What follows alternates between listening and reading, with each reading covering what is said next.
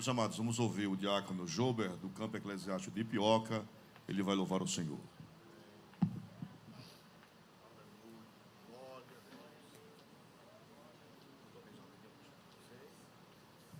Meus queridos, se porventura alguém está aqui na nave do templo e deixou seu carro estacionado em frente à funerária, por gentileza, a favor, tirar. Estão precisando, viu?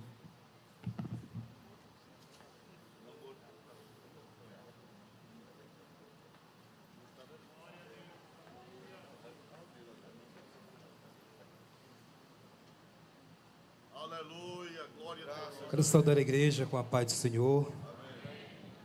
Vamos continuar adorando nosso Deus.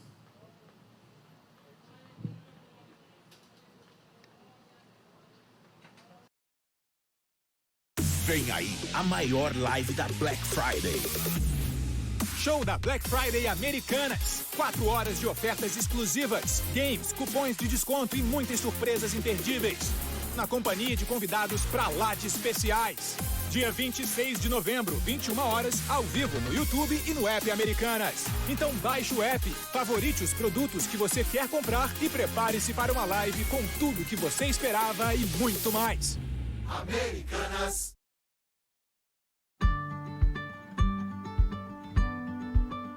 A gente passa a vida sonhando em conhecer o mundo, descobrir paraísos distantes e muitas vezes esquece de olhar o que está tão perto da gente.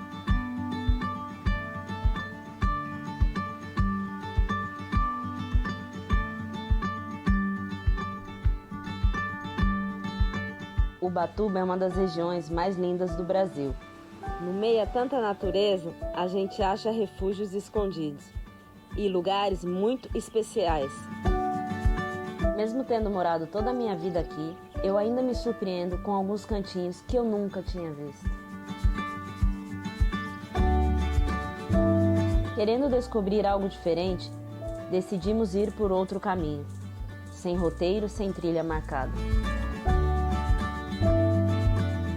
Eu, Suelen Naraíza, Lucas Medeiros e Érica Prado decidimos desbravar um pedaço dessa costa conhecida como a Trilha das 7 Praias. Eu sabia com quem precisávamos falar antes de partir. Depois de anos no mar, pescando e navegando, Edivaldo conhece essa costa como a palma de sua mão e na mesma hora indicou para onde a gente devia ir e disse que depois da segunda ponta da pedra, a gente ia encontrar um lugar que nunca tínhamos visto igual. Acordamos cedo e na primeira luz do dia já estávamos na Praia da Lagoinha, de onde saímos. A trilha passa pelas praias do Oeste, Pérez, Bonete, Praia Grande do Bonete, Praia e Prainha do Deserto e Praia do Cedro Sul. A trilha acompanha o recorte do litoral pela mata, mas a gente imaginou que pelo mar esse trajeto seria ainda mais bonito. Por morar aqui perto, eu já conhecia todas as 7 praias, mas nunca tinha visto elas assim, de longe unidas pelo mesmo caminho. A cada virada da encosta, a natureza mostrava toda a sua beleza e diversidade, no mar, no ar, na terra. Com todo aquele verde e azul, a gente nem sentiu o tempo passar. O mar nem sempre era calmo. Alguns trechos com mais ondas batiam mais, e a travessia era um pouco mais difícil. Até que a Érica avistou a segunda ponta. Remamos até lá curiosos com o que nos esperava.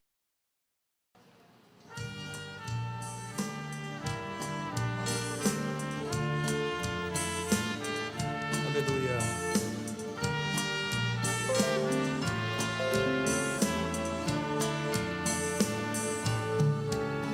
Vem do alto lá do trono do Supremo, ricas copiosas bênçãos lá do céu, que se espalham sobre todo o globo terra, onde habita os santos que vão receber. Cante assim nesta noite. Confia no Senhor e espera, de joelhos e a face no chão. constante o teu tema seja buscar a Deus em oração. Desperte a madrugada e clama. Olha pro altar de Deus, que breve tu verás descer vitória que vem lá do céu. Se tu clamas e espera muito tempo pelas bênçãos lá do trono do Senhor, tu jejuas e deixa mais cair teu pranto, que na taça o anjo leva ao Deus de amor. Confia no Senhor e espera, de joelhos e a face no chão, constante o teu tema seja buscar a Deus em oração. Desperte a madrugada e clama. Olha pro altar de Deus, que breve tu verás descer vitória que vem lá do céu. Aleluia! Esse é o segredo do crente. Orar e confiar no Senhor, que a vitória vem dele, a resposta vem dele. Aleluia! Paciente, espera em Deus e nele confia, como Abraão, Davi, Jó, nele esperou. Pelo pranto de Ana, Deus lhe deu um filho. Ouviu Elias e também ouve o teu clamor. Confia no Senhor e espera, de joelhos com a face no chão, constante o teu tema seja buscar a Deus em oração. Desperte a madrugada e clama. Olha pro altar de Deus, que breve tu verás descer vitória que vem lá do céu.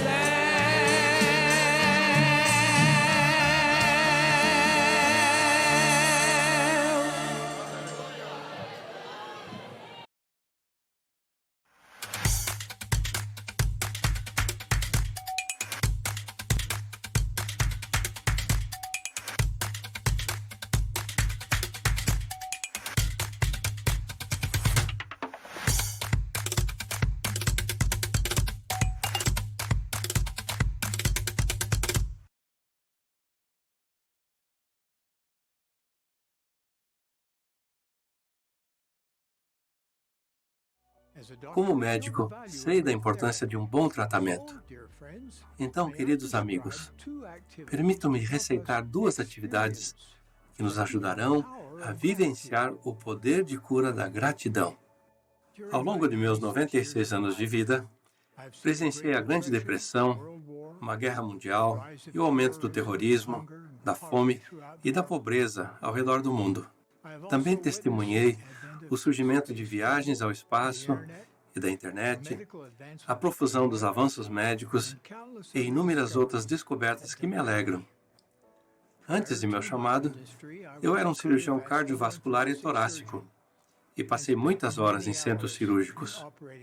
Como residente na área cirúrgica, eu fazia parte do time de pesquisa que desenvolveu a primeira máquina coração-pulmão utilizada na cirurgia de peito aberto em humanos. Posteriormente, tive o privilégio de ajudar a salvar a vida de centenas de pacientes e, infelizmente, vi outros pacientes morrerem, apesar de meu grande esforço. Como um homem da ciência e um homem de fé, a atual pandemia mundial tem me preocupado muito. Como um homem da ciência, compreendo a necessidade crucial de se prevenir a disseminação da infecção. Também admiro o serviço dedicado dos profissionais da área da saúde e lamento as muitas vidas que foram arruinadas pela Covid-19.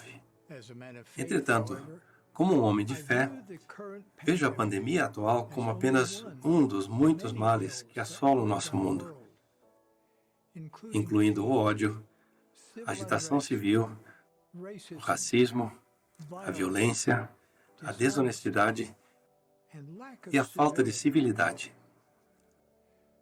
Cientistas e pesquisadores qualificados estão trabalhando com diligência para desenvolver e distribuir uma vacina contra o coronavírus, mas não há medicamentos ou cirurgias que possam curar as aflições e os males espirituais que enfrentamos.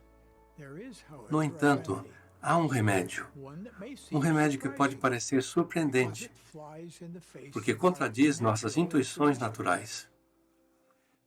Não obstante, os efeitos desse remédio têm sido validados por cientistas e por homens e mulheres de fé. Refiro-me ao poder da cura da gratidão. O livro de Salmos é repleto de admoestações para que expressemos gratidão. Citarei apenas 3 delas.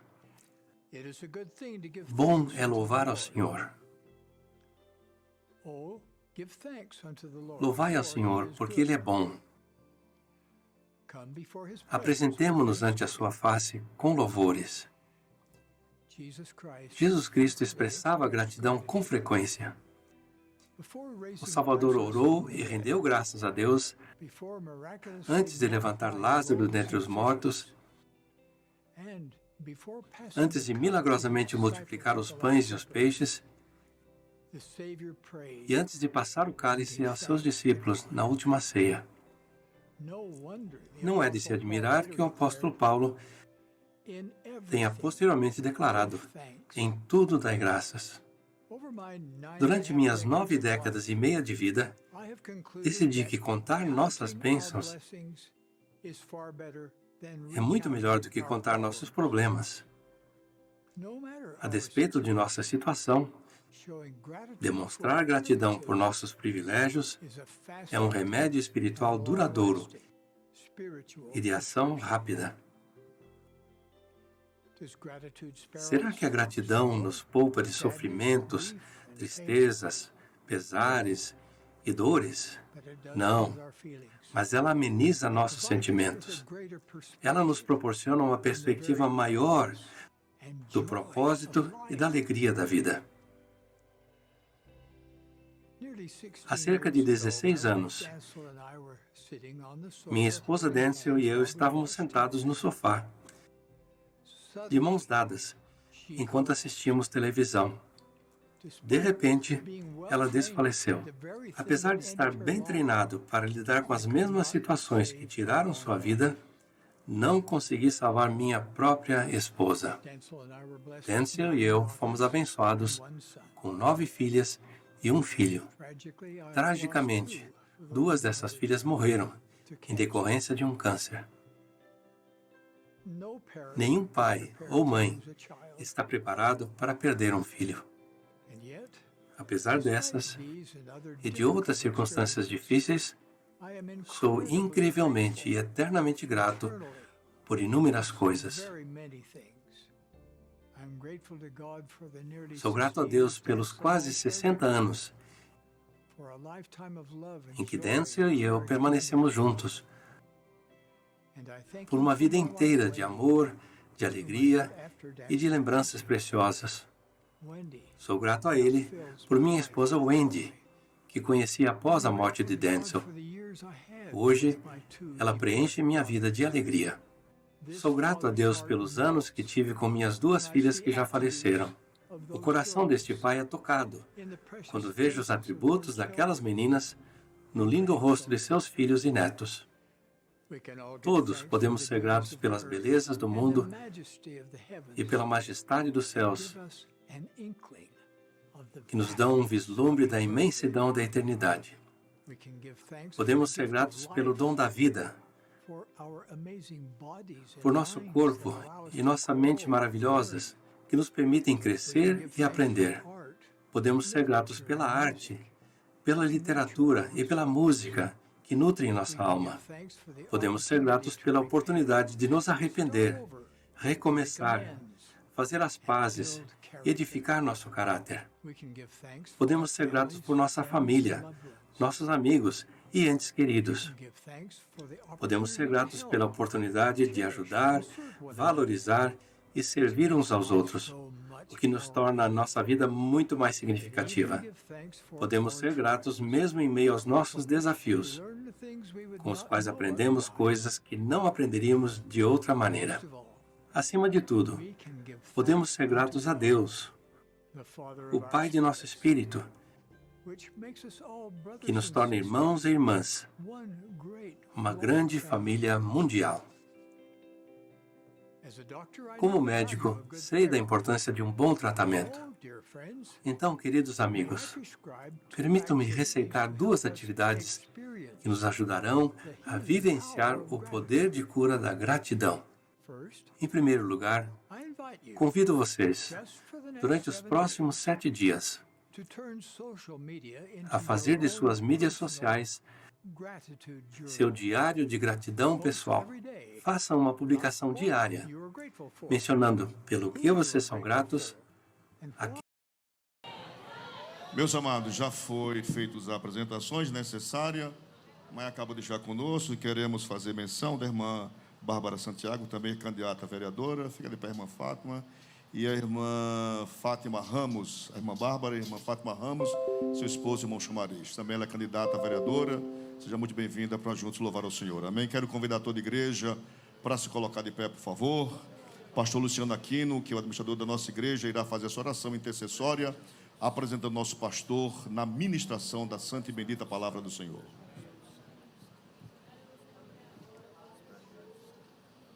Querido Deus, eterno Pai, amém, Jesus. Em nome do Teu Filho amado Jesus, nós estamos aqui em Tua presença. Neste momento, Senhor Deus, queremos Te apresentar o Teu servo, nosso presidente, que irá ministrar a Tua palavra. Deus, usa ele como canal de bênção. Fala poderosamente, como o Senhor tem falado, aquilo que nós precisamos, que a igreja precisa, o Senhor conhece. Tu és onisciente, onipresente, onipotente. Faz a obra por intermédio do servo, pelo poder da Tua palavra. Estamos aqui para ouvir tudo quanto o Senhor tem para nos dar nesta noite, em o nome de Jesus. Amém. Podeis assentar, irmãos amados. Meus queridos irmãos, temos algumas coisas a tratar com a igreja da palavra de Deus. Todavia, orando ao Senhor, há poucos dias nós terminamos a carta do apóstolo São Paulo aos Tessalonicenses, a 2ª carta, e nós sentimos de falar mais alguma coisa, conforme Deus conceda a graça, sobre escatologia, irmão. Nós estamos sentindo que estamos nos últimos dias.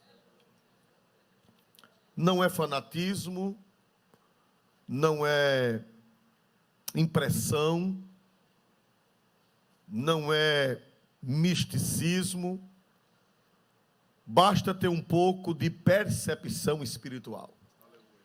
Basta conhecer um pouco a Bíblia e olhar para os acontecimentos. E dá para observar que a vinda do Senhor está próxima. Estamos nos dias finais. Eu tenho 41 anos que sirvo ao Senhor como cristão evangélico e nunca vi tantos sinais como estamos vendo atualmente. Da volta de Jesus, principalmente da manifestação do anticristo, que virá logo após o arrebatamento da igreja. Meus irmãos, a Bíblia fala de várias guerras finais. Tem a guerra do Armagedon, mas nós não vamos tratar dela hoje. Nós vamos tratar da guerra de Gog e Magog. Meus amados irmãos, essa guerra ela está revelada em vários lugares da Bíblia, mas ela está muito clara no livro do profeta Ezequiel, que é um dos profetas muito difíceis de entender. Pastor, na Bíblia tem pontos difíceis de entender? Tem. O próprio apóstolo São Pedro, falando sobre as cartas do apóstolo São Paulo, ele disse que ali há pontos difíceis de entender. Ora, se nas cartas de Paulo tem pontos difíceis de entender, imagine no livro do profeta Ezequiel. Mas, com a ajuda de Deus, nós podemos entender. Amém? Toda a Escritura é divinamente inspirada e proveitosa. De Gênesis a Apocalipse, ela é inspirada e ela é proveitosa. Meus amados irmãos, quem é Gog? Quem é Magog? Que guerra é essa que vai haver? Por que vai haver essa guerra? Meus amados irmãos, no versículo 1 do capítulo 39, do capítulo 38 de Ezequiel, diz assim, por favor. Veio mais a mim a palavra do Senhor, dizendo: prossiga. Filho do homem, dirige o rosto contra Gog, terra de Magog, príncipe e chefe de Meseque e de Tubal, e profetiza contra ele. Quem é Gog? Gog é o chefe de Magog. Então Gog é o líder, é o presidente, é o rei. E Magog é o povo que ele governa. Então, para começo de conversa, nós precisamos entender que Gog é o chefe, é o cabeça, e Magog é o povo, do qual ele é o governante. Vai se levantar nos tempos finais o Gog, que é o líder, e Magog, que é o quê? Vamos ver se a igreja aprendeu. O povo. Meus amados irmãos, nós vemos aqui, irmãos, que será um conflito vão se reunir Gog, o chefe, Magog, o povo, e um grande grupo de nações vão se juntar a Gog e Magog para pelejar contra o povo israelita. A síntese é essa. O Gog, vamos ver se a igreja aprendeu. Quem é o Gog? É o chefe, o líder, o presidente, o rei. Quem é Magog? Um povo.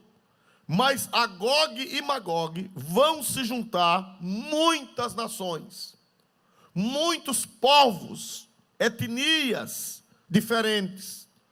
Vão fazer uma coalizão e juntos vão se levantar contra a terra de Israel. Meus amados irmãos, os nomes aqui é preciso você estudar para você descobrir a que corresponde. Porque um país antigamente tinha um nome e séculos depois, ou anos depois, aquele país terá o quê? Outro nome. Por exemplo, qual foi o primeiro nome do nosso país? Quem sabe dizer qual foi o primeiro nome do Brasil? Terra de Santa Cruz. Depois passou para a terra de Veracruz. Depois foi que passou para quê, meus amados irmãos? Brasil. Houve um tempo que chamavam de Cabrália, porque em homenagem a Cabral, mas foi por curto tempo. Depois, devido ao pau-brasil, ela passou a se chamar de Brasil. Então, os nomes que estão na Bíblia, possivelmente o país hoje não tem mais aquele nome, mas o país existe, com outro nome, mas é o mesmo povo. Então, quando Ezequiel escreveu, foi no ano 500 e pouco antes de Cristo. Então, tem 2.500 anos, uma profecia escrita há 2.500 anos. Então, meus amados irmãos, quando se dará essa guerra? Segundo os melhores intérpretes, essa guerra ela vai se dar após o arrebatamento da igreja. Mas não existe uma definição. Pode ser antes do arrebatamento ou pode ser após o arrebatamento. A maioria acredita que essa guerra vai se dar após o arrebatamento da igreja. A guerra de Gog e Magog após o arrebatamento. Mas como não é muito claro, alguns dizem não, ela pode se dar a qualquer momento, mesmo antes do arrebatamento da igreja. Mas, irmãos amados, nós precisamos entender quem é Magog, quem foi Magog. Meus amados irmãos, para saber quem é Magog, nós temos que ir para Gênesis, para as origens. Capítulo 10 do livro do Gênesis, com a ajuda do Senhor, versículo de número 2, revela as origens de Magog. Os filhos de Jafé são Gomer e Magog e Madai e Jafã e Tubal e Meseque e Tiras. Muito bem. Nós vemos que Noé teve quantos filhos? Vamos ver se a igreja me ajuda a ministrar. Quantos filhos? Quantos filhos, irmãos? 3. 3 filhos. Sem, Cã e quem mais, irmãos amados? Jafé. Jafé. Sem é o pai dos semitas.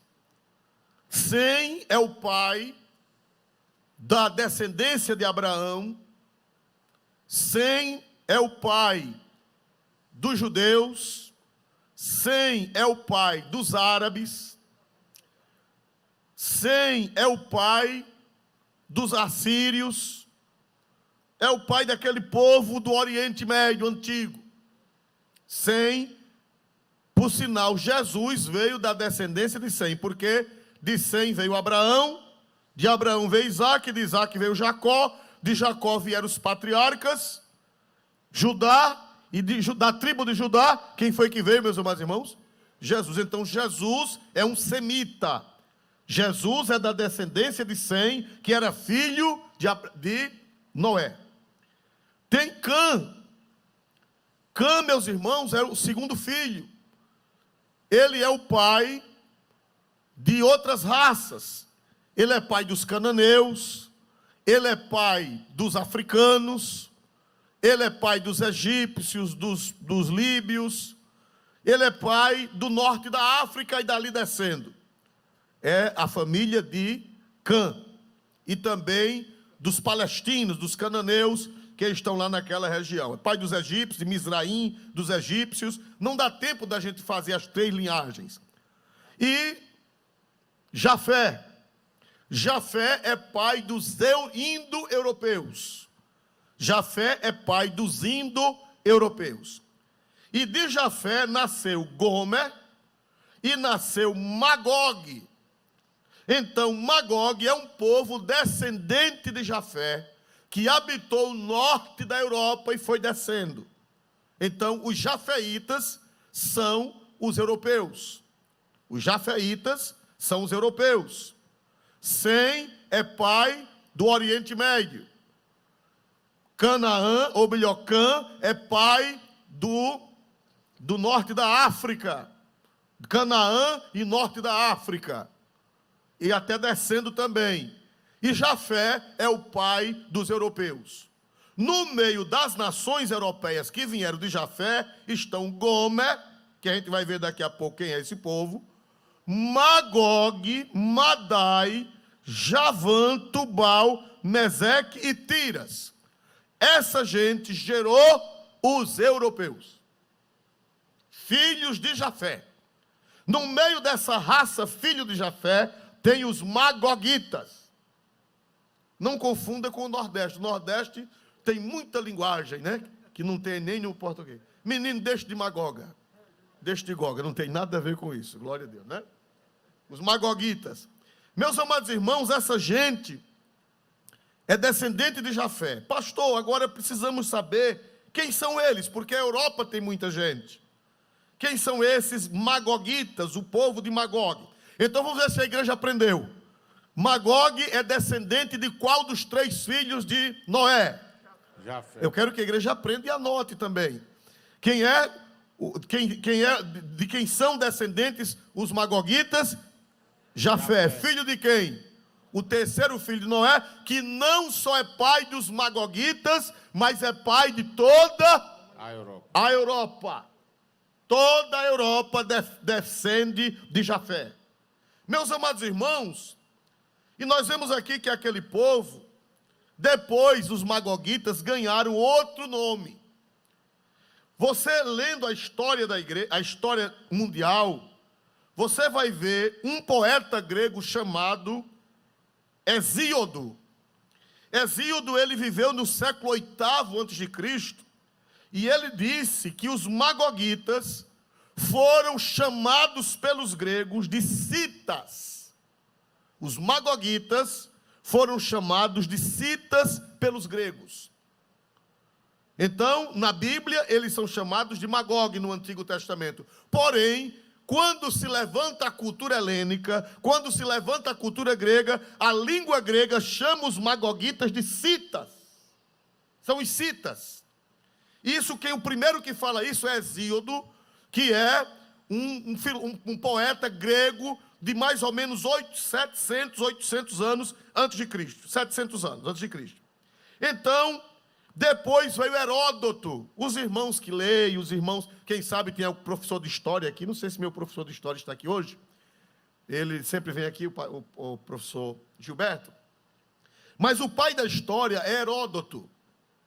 Heródoto, irmãos, por que ele é chamado pai da história? Alguém escreveu a história antes dele? Sim. Mas ele foi o primeiro que saiu pelo mundo, catando as informações, escreveu um livro e colocou o nome História. Foi o primeiro, foi ele.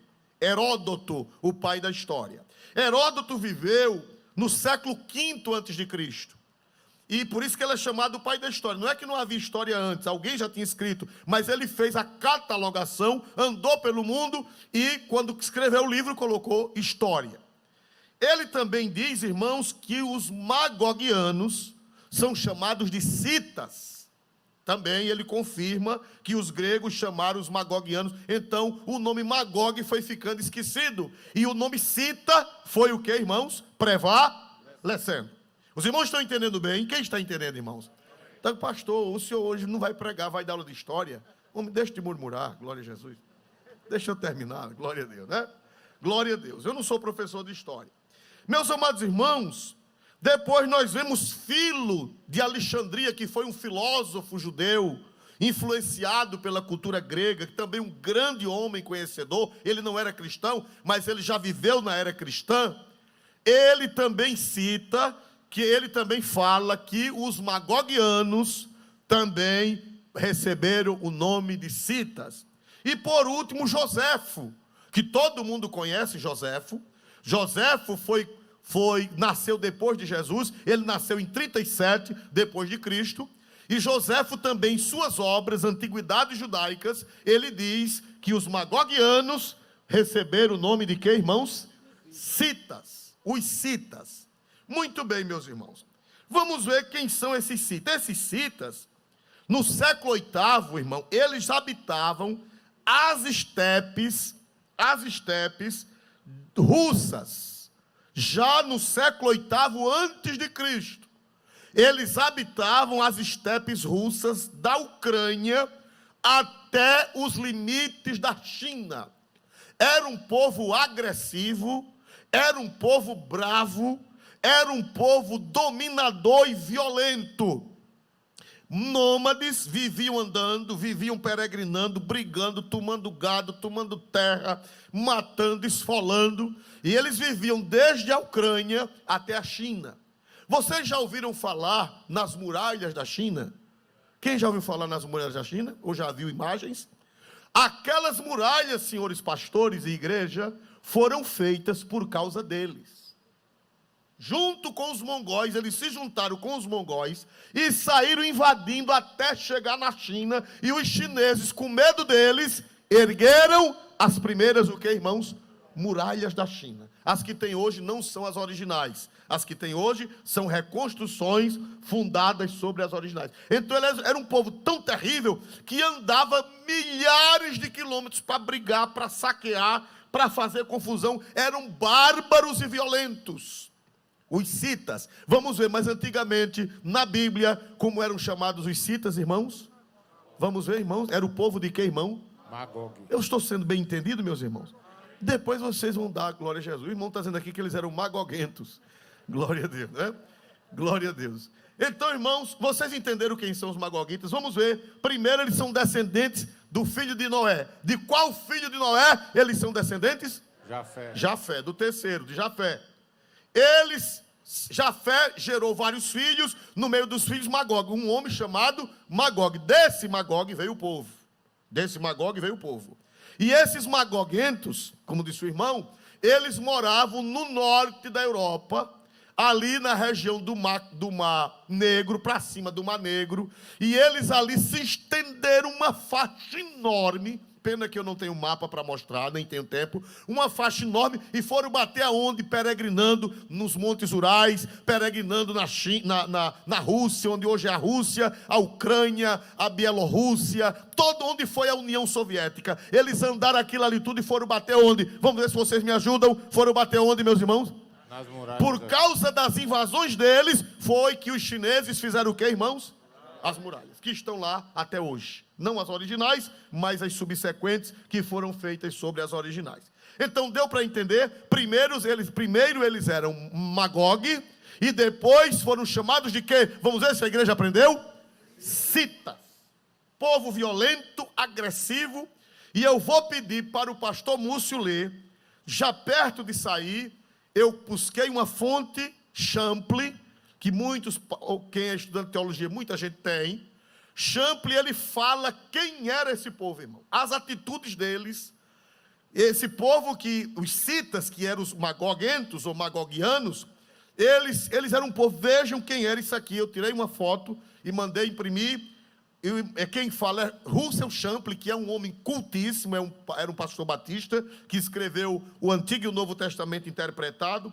E eu pediria que o pastor lesse o texto e vocês prestem atenção sobre ele. Cita. Essa palavra transmite a ideia de um barbarismo cruel. Pois os citas eram selvagens, nômades, que assaltavam a área do mar Mediterrâneo Oriental, deixando uma trilha de terror. Originalmente, era uma tribo de nômades cavaleiros, guerreiros constantes, vindos da Sibéria Ocidental, para habitarem na área entre os mares Negro e Cáspio, desde épocas tão remotas quanto 2000 anos antes de Cristo. no fim do século VII antes de Cristo, mudaram-se para o norte da Pérsia e Urartu, empurrando os cimérios na direção do ocidente. Sargão II, da Assíria, 727 a 705 a.C., conseguiu fazê-los parar nesse avanço. Heródoto diz-nos que os citas vieram a dominar a parte ocidental da Pérsia por 28 anos, através de várias aventuras militares. Ajudaram os assírios contra os medos. Mais tarde, assaltaram a Palestina. E Psamético só conseguiu salvar o Egito entregando-lhes dinheiro e tesouro. Heródoto fornece-nos uma chocante descrição acerca dos citas. Viviam em vagões, ofereciam sacrifícios humanos, escalpavam seus adversários. Escalpar é arrancar o couro da cabeça, somente. E algumas vezes arrancavam a pele de suas vítimas, bebendo-lhes o sangue e usando seus crânios como vasos para beberem. Quando falecia um de seus reis, uma de suas concubinas era estrangulada e sepultada juntamente com ele. E no fim daquele ano, 50 de seus auxiliares também eram estrangulados, eram-lhes tirados as entranhas, eram montados em cavalos mortos e então eram deixados em círculo ao redor de seu sepulcro. Isso tudo indica a crença no pós-vida. Tais pessoas, segundo pensavam, acompanhavam seus senhores até o mundo espiritual. Alguns estudiosos acreditam que os capítulos 38 e 39 do livro de Ezequiel, ao falar sobre Gog, referem-se aos citas, sob o governo de Siluro. Os citas estabeleceram sua capital em Neápolis, na Crimeia, no ano 110 a.C. Somente até aí, pastor. Deu para entender, irmãos, quem eram essas figuras? Quem queria morar vizinho deles? Era esse povo, os citas. Eles eram os bárbaros dos bárbaros. Eles eram o mais baixo nível de gente que existia naquelas civilizações antigas. A Bíblia fala do judeu, a Bíblia fala do grego e a Bíblia fala do bárbaro. Mas por incrível que pareça, uma única vez no Novo Testamento, o apóstolo São Paulo fala dos citas, falando do poder do evangelho para salvar até os citas. Aleluia! Colossenses 3:11. Olha que coisa linda. Paulo conhecia esse povo, irmão. O apóstolo São Paulo conhecia esse povo. Glória a Deus. O apóstolo São Paulo sabia dessa raça ruim e disse: o evangelho pode alcançar esse povo. Glória a Deus. Por favor. Onde não há grego nem judeu, circuncisão nem incircuncisão, bárbaro, cita, servo ou livre, mas Cristo é tudo em todos. Você não dá um glória a Deus, não, irmãos amados? Vocês estão vendo onde eu quero chegar? Paulo falou, olha, nem para Jesus não há judeu, não há grego, não há bárbaro. Aí depois de tudo ele diz, não há o quê? Cita. Quem eram os citas? Esse povo que antigamente eram os Magogues, era o povo de Magogue. O apóstolo São Paulo diz, irmãos, que o evangelho tem poder para converter até esse povo cita. Converter judeu, converter grego, converter bárbaro. Aí, olha, o bárbaro era o derradeiro grau. Mas abaixo do derradeiro grau ainda tinha o que, irmão? Os citas. Eita, povo terrível. Louvado seja Deus. No tempo de Paulo, eles eram conhecidos por citas. Eles habitavam naquela região acima do Mar Negro, do Oriente, do Mar Mediterrâneo até a China. Glória a Deus. E meus amados irmãos, se tem algum russo aqui, não fique triste.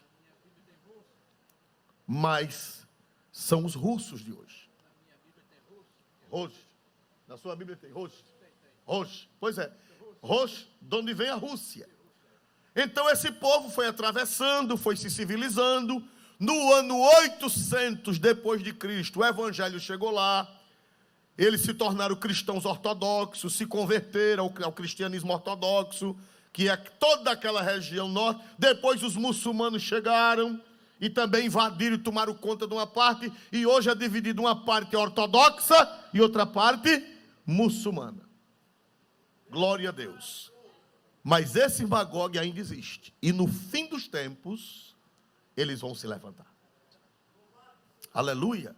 Quem pensar que a Rússia está quietinha e está acabada, pense duas vezes. Porque a Bíblia diz que no fim dos tempos, os antigos magogianos, os antigos citas, que hoje são os russos, junto com aquelas nações que faziam parte da União Soviética, eles não estão tão quietinhos, e nem como vocês imaginam. Porque eles são o Magog, são os descendentes de Magog. São a raça de Magog que nos últimos tempos vão se levantar. Com a queda, da União Soviética em 91, na década de 90, a partir da queda do Muro de Berlim, se pensava que era uma coisa que não ia se mexer mais, que era uma coisa que os Estados Unidos tinha vencido o comunismo, tinha vencido a ideologia comunista, mas foi um ledo engano. Nos últimos 30 para 40 anos, parecia que tudo estava quieto. Mas, ultimamente, Vladimir Putin tem mexido os pauzinhos. Para quem conhece política internacional, não é minha área, mas para quem conhece política internacional, sabe que Vladimir Putin, ele pode ser até o Gog.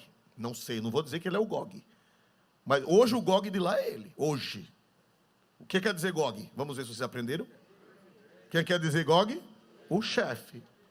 Hoje o Gog de lá é ele. Eu não sei se quando acontecer essas coisas, o Gog continuará sendo ele. Mas hoje o Gog é ele. E você pode olhar para a cara dele. A cara dele deve uma conta, irmão. Glória a Jesus. É estranha. É uma cara estranha. Pode olhar. Glória a Jesus. Então, meus amados irmãos, vocês entenderam agora. Pronto, se eu terminasse o culto, eu já terminaria feliz, porque vocês agora já sabem a origem de Gog e Magog. Quem é Gog, quem é Magog e quais as origens. Deu para entender, irmãos amados? Vamos ver se vocês aprenderam.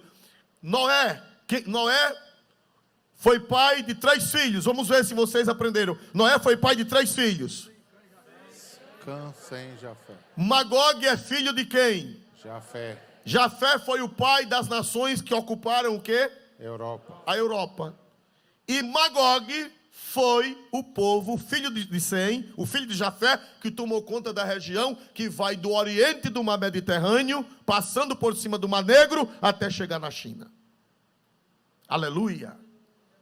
Esse povo depois passou a ser chamado, a história comprova que eles passaram a ser chamados de quê? Me ajude se a igreja aprendeu. Cita. Que era um povo abaixo de bárbaro, era um povo cruel, era um povo perverso, era um povo terrível. O irmão acabou de ler aqui o relatório de quem eles, um relatório histórico de quem eles eram, mas e nos tempos de Paulo eles já eram conhecidos. Nos tempos de Paulo, Paulo disse que Deus em Cristo pode resolver problema de judeu, pode resolver problema de grego, pode resolver problema de bárbaro e pode resolver problema de citas. Quem pode dar glória para Jesus, irmãos? Glória a Deus. Só isso já seria suficiente para hoje. porque nós vamos tratar disso alguns dias. Não sei se outra aula ou mais outra aula. Eu sei que vocês precisam saber que essa guerra vai acontecer. Nenhuma profecia da Escritura, ela cai por terra, irmãos. Então isso não é coisa de pentecostal ignorante. Isso é coisa bíblica e comprovada pela história, pelas ciências históricas. Não é uma inversão de fanatismo de gente sem juízo. Não, é fato comprovado pelas ciências históricas. Muito bem, meus amados irmãos. Então eles habitaram de lá da Ucrânia, que são justamente as nações que fizeram parte da União Soviética. Eles foram de um lado até outro, chegaram até onde? Vamos ver se a igreja sabe dizer. A China, e por causa deles, o que foi construído na China? A muralha. Para impedir as suas invasões. Meus amados irmãos, nos últimos tempos, essa gente vai se levantar contra Israel. Os irmãos sabem que a Rússia nunca apoiou Israel. Nunca apoiou Israel. E nem apoia. Agora, por quê? Porque a Rússia não tem nada a ver com Israel. Quem tem problema com Israel são os árabes, são os muçulmanos. A Rússia em si não tem questão com Israel. E por que essa rixa de Israel? Por que essa raiva tão grande de Israel que vai se levantar para criar essa guerra perto do final dos tempos? Por quê, meus amados irmãos? Meus amados irmãos, e diz que ele vai ajuntar as nações. Ele não vai só. Vamos para o livro do profeta Ezequiel, capítulo 38. Por favor, versículo 3 em diante. E dize: assim diz o Senhor Jeová: eis que eu sou contra ti, ó Gog, príncipe chefe de Meseque e de Tubal. Muito bem. Aí lê o 4 e o 5, para nós entendermos melhor. E te farei voltar, e porei anzóis nos teus queixos, e te levarei a ti com todo o teu exército, cavalos e cavaleiros, todos vestidos bizarramente, congregação grande, com escudo e rodela, manejando todos a espada, persas, etíopes e os de Puti, com eles, todos com escudo e capacete. Prossiga. Gomer e todas as suas tropas, a casa de Togarma da banda do norte e todas as suas tropas, muitos povos contigo. Olha para cá, igreja. Nessa guerra que não é Armagedon, é a guerra de Gog e Magog, que pode ser antes da tribulação ou pode ser logo após a tribulação, ou antes do arrebatamento, ou logo após o arrebatamento. Meus amados irmãos, diz que esse povo de Magog, esse povo de onde hoje é a Rússia, eles não vão sozinhos.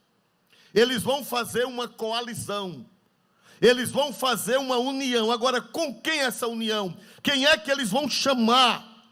Primeiro, não é somente a Rússia. É a Rússia com os seus aliados da antiga União Soviética.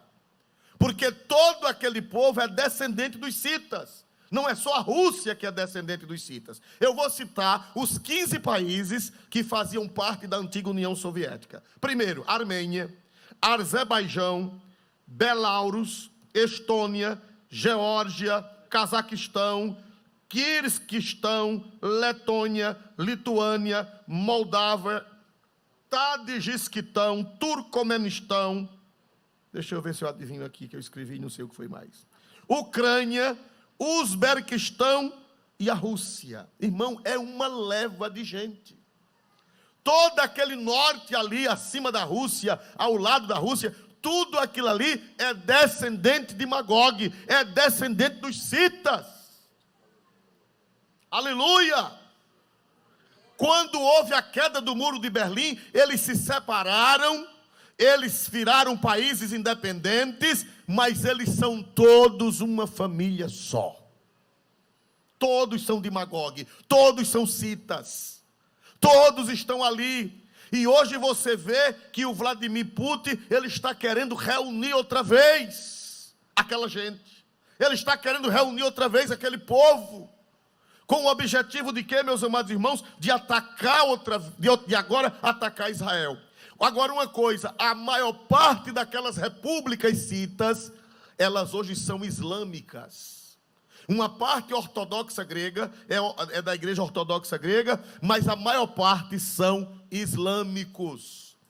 Esses tudo do Quistão, Cazaquistão, Curiquistão, Tiriquistão, Malaquistão, Curuculistão, é tudo muçulmano. E todos odeiam qual povo? Todos odeiam, não por raça, mas por religião. E por raça também, porque eles dizem que são espiritualmente descendentes de Maomé, e Maomé era árabe. Então, meus amados irmãos, essa gente está junta. Essa gente está aliada com a China que fez o muro para eles. Hoje a China está de quê, meus amados irmãos? De mãos dadas com eles. A China com esse pessoal está de mãos dadas. Para fazer a profecia de Gog e de Magog, meus amados irmãos, essa gente vai se juntar com o mundo árabe. Porque o mundo árabe odeia o povo de Israel. Vamos ver, meus amados irmãos, quem são esses? Olha as pessoas, os grupos que vão se juntar ao povo dos citas. Olha o grupo que vai se juntar ao povo dos magogianos. Quem são? Versículo 5, por favor. Persas, etíopes e os de Pute, com eles, todos com escudo e capacete. 6, só a primeira parte. Gomer e todas as suas tropas. E a casa? A casa de Togarma, meus da amados irmãos, banda do norte. Veja só, olha, irmãos amados, persas, quem são os persas hoje? Quem sabe dizer quem são hoje os antigos persas? O Irã. Você sabe, quem conhece política internacional, sabe que o Irã está de mão dadas com a Rússia. Por sinal, eles estão protegendo a Venezuela. A Rússia e o Irã, que era a antiga Pérsia, estão protegendo o governo ímpio da Venezuela. Estão de mãos dadas. A Bíblia diz persas, os persas são os iranianos de hoje. Etíopes, que também já caiu na mão da União Soviética. Os de Pute, Pute é a Líbia. A Líbia, Pute hoje é a Líbia, que também odeia Israel. Os irmãos se lembram do Gaddafi? Quem se lembra do Gaddafi? O Gaddafi odiava Israel, acho que já morreu, né? Mataram no meio da rua, não foi isso? Mataram no meio da rua. Ele também odiava Israel e deixou o veneno. Então os irmãos dão para ver, irmão, que é uma coalizão que está hoje. É uma coalizão que está se levantando nos dias de hoje. Meus amados irmãos, para pelejar contra Israel. Agora, por que essa guerra, essa enronha, vamos usar uma linguagem nordestina? Porque a Rússia se junta com os árabes.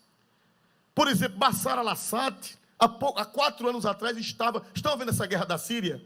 Que até hoje o mundo silenciou. Você vê que a imprensa não fala mais. A imprensa não fala mais. Na Síria, irmão, há 5 anos atrás, os cristãos foram crucificados. Pastores, sacerdotes ortodoxos, sacerdotes assírios da igreja assíria foram crucificados, foram destruídas as igrejas. Ninguém sabe quantos cristãos morreram lá na Síria de Bashar al-Assad. Por quê? Porque a imprensa calou, porque a imprensa é comprada. A imprensa mundial é macumunada com todo esse grupo, e ninguém fala mais. Parece que a Síria está em paz, mas não está em paz não. Só Deus sabe como está a Síria. E sabe de quem tem a proteção a Síria? De Putin. Tem a proteção de Magog. E tem a proteção de Gog. Meus amados irmãos, eles estão se juntando. Agora, por que todo esse povo contra o pequeno povo de Israel? Por quê? A resposta está em Zacarias, capítulo 12, versículo 13. Zacarias, capítulo 12, versículo 13. Por que, irmão, essa situação? Por que essa guerra contra Israel? Juntar esse povo todinho, né? Essa gente, tanta gente, uma multidão contra um país tão pequeno, aparentemente um país tão insignificante, Israel. Por que toda essa gente do norte da Europa, do norte da África, da China, por que se juntar toda essa gente contra uma pequena nação? A resposta está em Zacarias 12, 13. A linhagem da casa de Levi, à parte, e suas mulheres, à parte. A linhagem de Simei, à parte, e suas mulheres, à parte. Zacarias 12, 13. Sim, Eu senhor. acho que eu cometi um erro. Zacarias 12, 3, irmão. Foi equívoco meu. Zacarias 12, 3, por favor. Por que essa briga toda, juntar tanta gente contra Israel? Zacarias 12, 3. E acontecerá naquele dia que farei de Jerusalém uma pedra pesada para todos os povos, todos os que carregarem com ela, certamente serão despedaçados e ajuntar-se-ão contra ela todas as nações da terra. Meu irmão, quem crê que aqui é a palavra de Deus? Põe na tela, por favor, põe na tela. Lê de novo, pastor, e a igreja com os olhos vidrados no texto escrito, ou na tela ou na Bíblia. E acontecerá naquele dia que farei de Jerusalém uma pedra pesada para todos os povos. Uma pedra, Jerusalém é uma pedra pesada para todos os povos. Todos os que carregarem contra ela, certamente serão despedaçados, e ajuntar-se-ão contra ela todas as nações da terra. Você acredita que isso aqui é a palavra de Deus? Há um ódio de todas as nações contra Jerusalém. Um ódio, uma ação, uma regimentação contra Jerusalém. Irmãos, é sinal que a vinda do Senhor está próxima.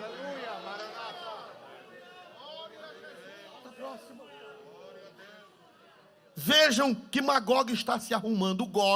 O Gog hoje, pode ser que amanhã seja outro. Mas o Gog hoje, vê se vocês aprenderam. Quem é o Gog hoje? É o Putin, o Gog hoje. O chefe de Magog, que eram os citas, depois ganharam o nome de citas. Meus amados irmãos, eles estão se arrumando. O mundo árabe, porque o mundo árabe tem ódio. Por que ele está se aliando com os árabes? Por quê?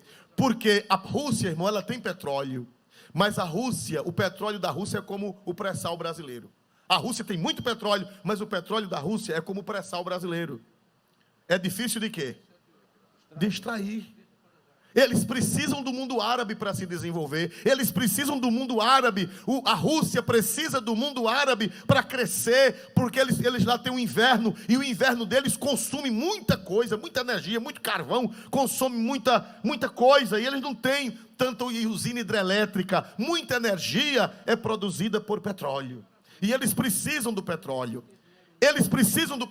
Então, junta-se a necessidade dos russos com o ódio dos árabes. Os irmãos estão vendo? Então, junta para destruir a nação de Israel. Para destruir Jerusalém. A Bíblia diz que Jerusalém será uma pedra pesada para todas as nações. E todas as nações vão se ajuntar contra ela. Glória a Deus. Glória a Deus. Pastor, e quem vai ficar do lado de Israel? Quem vai ficar do lado de Israel? Até hoje, quem é o padrinho de Israel? Quem é o protetor de Israel até hoje? Era. Por quê? Até a eleição do Trump, sim. Mas se esse outro que ganhou, que dizem que ganhou, apesar da fraude, mas se for ele, não oficializou ainda, mas eles estão cantando vitória. Meus amados irmãos, a amizade dos Estados Unidos com Israel está acabando, porque as ideologias contrárias estão prevalecendo. Esse povo do quebra-quebra, não tem um povo do quebra-quebra nos Estados Unidos, se aproveitando de um incidente, se aproveitando de uma coisa para quebrar tudo, para destruir a sociedade. Essa gente também odeia Israel. A turma do quebra-quebra também odeia Israel. Se ainda não aconteceu a tragédia, é porque Jesus está segurando por amor de você que precisa se consertar, por amor de você que ainda não se voltou para Deus. Você sabe por que foi que ainda não aconteceu isso? Por sua causa, talvez por nossa causa, porque nós ainda não estamos no ponto. Mas a qualquer momento, irmão, vai cumprir a palavra de Deus, vai cumprir a palavra profética. Aleluia. Pastor, e por que foi que não desabou de vez? Não desabou de vez porque ainda tem crente desmantelado na terra. Não desabou de vez porque ainda tem pecador para se converter a Jesus. Não desabou de vez por amor a você que precisa um acerto com Deus antes da trombeta tocar. Mas vocês estão vendo que o negócio está desabando? Quem protegia Israel era os Estados Unidos.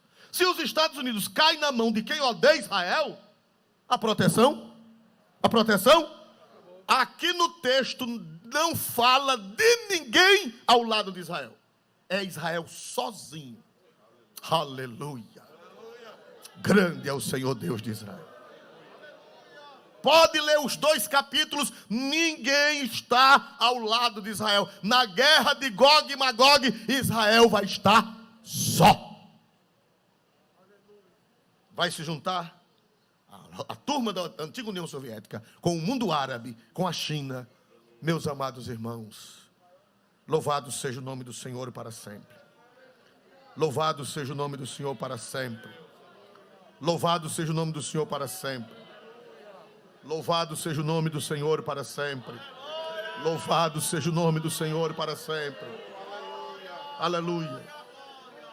Pastor, e por que querem Jerusalém?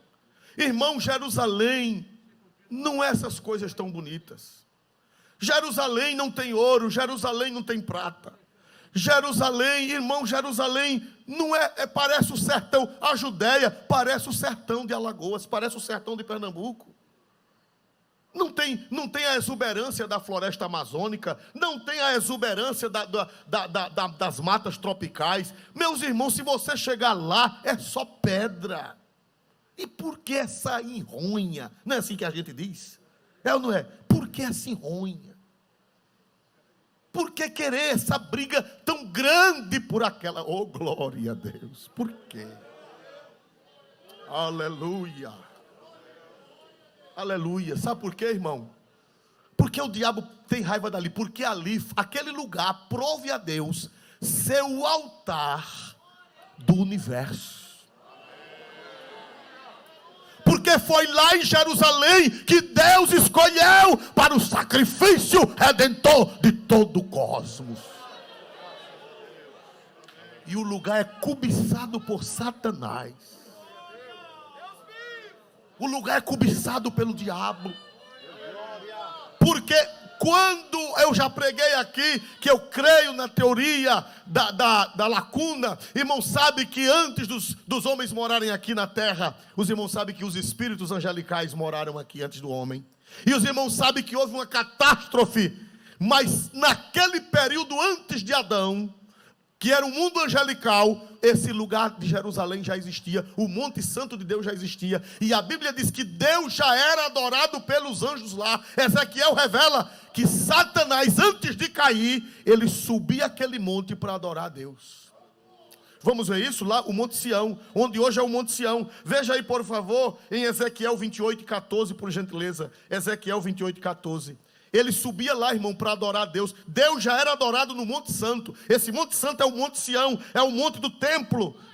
Ezequiel 28:14. Leia, por favor. Tu eras querubim ungido para proteger, e te estabeleci no Monte Santo de Deus estavas, no meio das pedras afogueadas andavas. Irmão, ele subia lá vestido com a roupa do sumo sacerdote. Todas as pedras que estão aqui eram as mesmas pedras que o sumo sacerdote usava. A Bíblia diz que Satanás, ele vestia as vestes sacerdotais e ele subia ao monte. Antes de ser Satanás, claro, quando ele ainda era anjo de luz, ele subia para adorar a Deus no Monte Santo. Quando houve a destruição, que a terra é reformada, é restaurada, o Monte Santo aparece outra vez. E ali Deus diz, aqui é onde meu filho vai ser sacrificado. Aqui é onde eu vou restaurar. Irmão, e por que Deus não se agradou do Everest? Por que Deus não se agradou do Himalaia? Por que Deus não se agradou do Pico da Neblina? Por que Deus não se agradou do Pico da Bandeira? Por que Deus foi se agradar logo de Jerusalém? Por que Deus foi se agradar do Monte Sião? Não é da minha conta nem da sua conta. É soberania de Deus. É porque ali está o centro da salvação.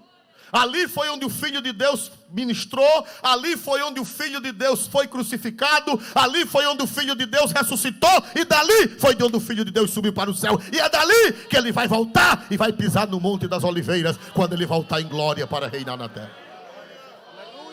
É por isso que Satanás quer aquela terra. É por isso que Satanás ele tem raiva da... Irmão, por que eles não brigam por outros lugares? Por que eles não brigam por outros lugares? Você dá para entender que eles só brigam por Jerusalém?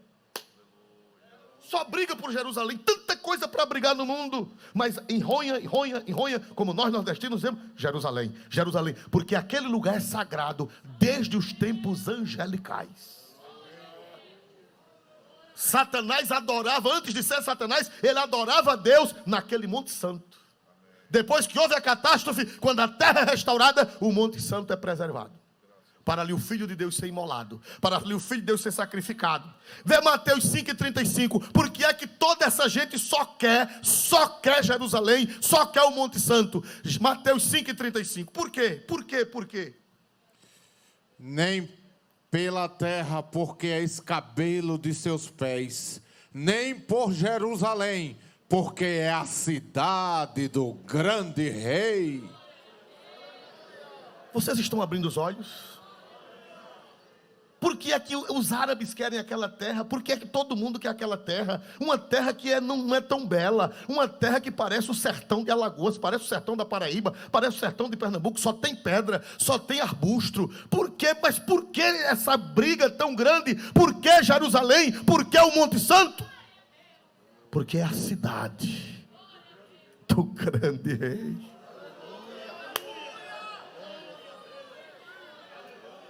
Aleluia, aleluia, aleluia, aleluia. Jeová, irmão, Jeová é misterioso. Ele olhou para o universo, ele olhou para Vênus, para Marte, para Saturno, para Plutão, ele olhou para a Lua, olhou para o Sol, olhou para o planeta Terra, olhou para os estados, onde hoje é os Estados Unidos, olhou para onde hoje é a Europa, olhou para onde hoje é o Rio de Janeiro. O Rio de Janeiro é uma coisa linda. Jeová, você não quer morar ali no Rio de Janeiro? Não, deixa eu andar mais. Essa é uma forma de eu falar, é uma forma poética de falar. Não, Jeová, e nas cordilheiras do Himalaia? Não, também não. E você, Jeová, e por que você não se agrada, Jeová? Porque o Senhor não se agrada ali do Pico da Bandeira? Também não. Deixa eu andar. Quando os olhos de Jeová bateram no Monte Sião, Jeová disse: é aqui que eu me agradei.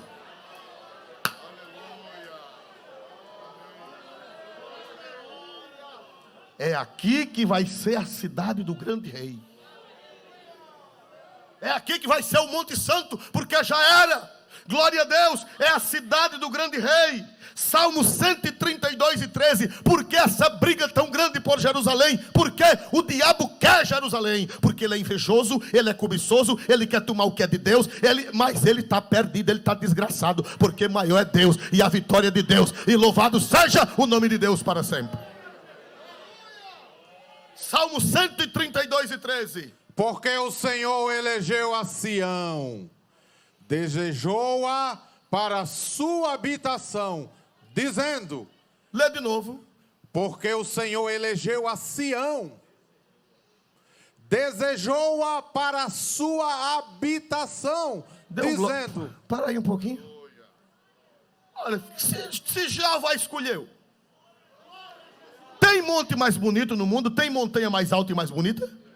Tem ou não tem? Tem ou não tem? Tem a Cordilheira dos Andes, tem a Cordilheira do Himalaia, tem a Serra da Mantiqueira. Me ajude mais. Serra dos Órgãos,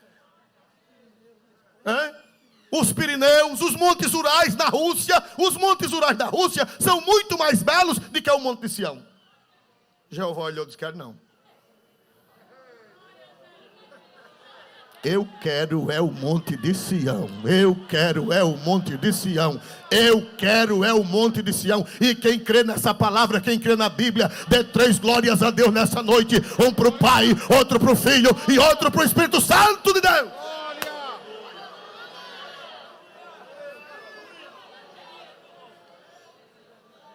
O diabo é invejoso. Ele diz: pois já que Deus escolheu, eu quero. bonito para o diabo brigar? Só briga por Jerusalém e o Monte Sião. Quando foi na Idade Média, os gregos, os árabes chegaram lá e no Monte Sião fizeram o Domo da Rocha, e está lá até hoje, no lugar sagrado. Por quê? Olha, irmão, a história de Maomé não tem nada a ver, a história de Maomé não tem nada a ver com Jerusalém, foi na Arábia. Mas chegaram lá e disseram que Maomé subiu para o céu dali. Morando na Arábia. E foi para lá, subir para o céu de lá. Meus amados irmãos, que situação. Que situação. Mas por que essa questão tão grande por aquele monte? Por quê? Porque o Senhor desejou. Foi ali onde todo o mistério da nossa salvação se realizou. Aleluia. Aleluia. Por isso que o inimigo vai usar o povo de Magog para juntar os demais povos, para nos últimos tempos fazer essa guerra, que nós vamos continuar falando na próxima semana, se o Senhor nos der a graça. Quem pode dizer glória para Deus nessa hora? Mas nós vamos entoar um hino agora. Vamos nos colocar de pé para entoar um hino. Aleluia. Que alguns conhecem, mas vai ficar na tela, e outros não conhecem, mas quem conhece vai cantar. E quem vai cantar é o pastor Emengardo. Glória a Deus, que conhece bem de perto este hino. Ele canta lá toda vez que vai chegando em Jerusalém. Quem conhece esse hino? Dormindo no meu leito, em sonho encantador. Conhece? Vamos cantar em nome de Jesus, irmãos. Quem crê que aquela cidade foi escolhida por Deus? Quem crê que aquela cidade foi escolhida por Deus? E quem crê que Jesus vai pisar no Monte das Oliveiras, naquela cidade, quando Ele voltar em glória? Quem crê, diga amém em nome de Jesus. Aleluia. Cante, olhe para a tela e cante para nós encerrarmos o culto.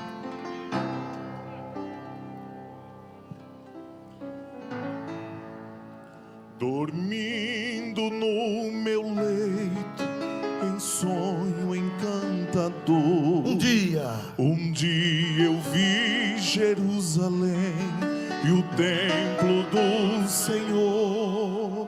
Ouvi cantar crianças e em meio a seu cantar rompeu a voz dos anjos do céu a proclamar.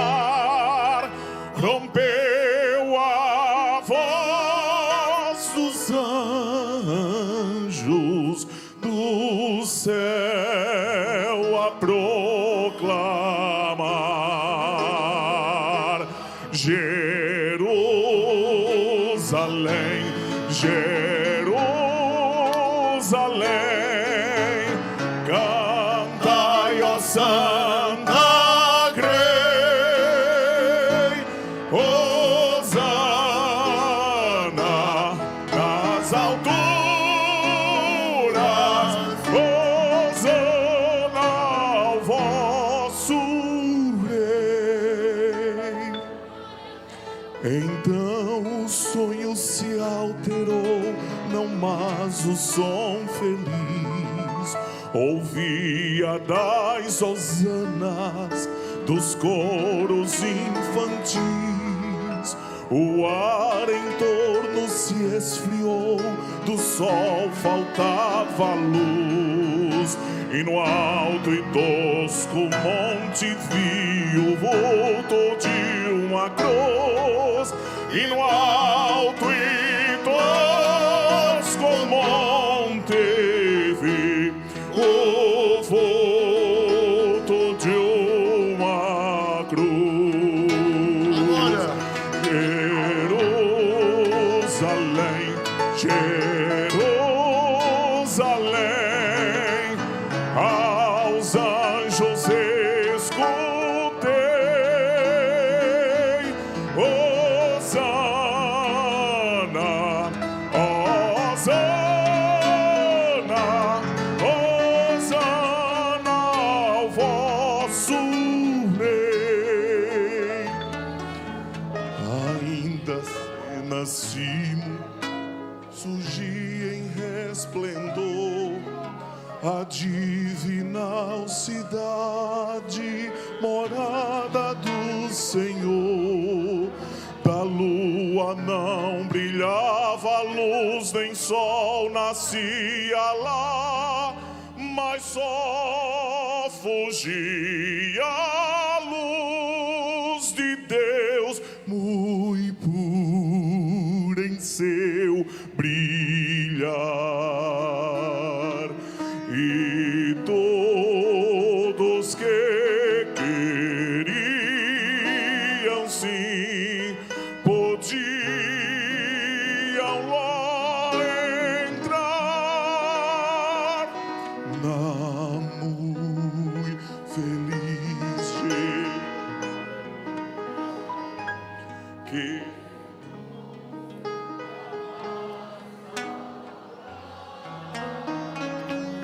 na muito feliz Jerusalém, que nunca passará. A igreja canta: Jerusalém, Jerusalém, Teu dia vai raiar, Hosana nas alturas,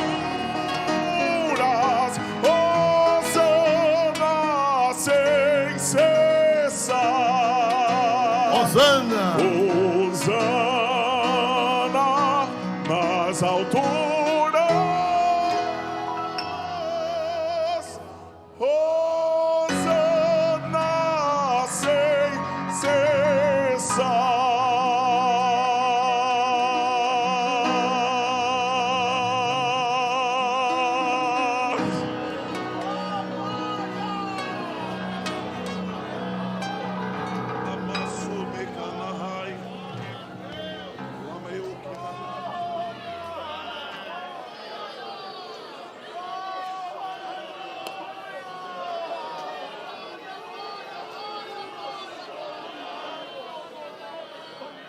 porque o Senhor escolheu Jerusalém, desejou-a para a sua habitação. Aleluia.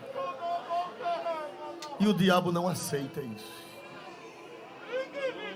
Aí ele vai usar Magog, ele vai usar as nações, ele vai usar os árabes. Mas não adianta, porque nós vamos ver a vitória do nosso Senhor Jesus Cristo. Quem pode dar glória para Deus mais forte? Quem aprendeu alguma coisa nesta noite? Aleluia. Mas eu quero dizer à igreja que no meio dos citas tem crentes. No meio dos magoguentos tem crentes em Jesus Cristo. Na Rússia tem crente batizado com o Espírito Santo. Na Ucrânia tem crente batizado com o Espírito Santo. Na Crimeia tem crente batizado com o Espírito Santo. Na Bielorrússia tem crente batizado com o Espírito Santo. Na todas aquela região que eram os citas, tem crente, porque Paulo disse que para Jesus não há judeu, aleluia, nem grego,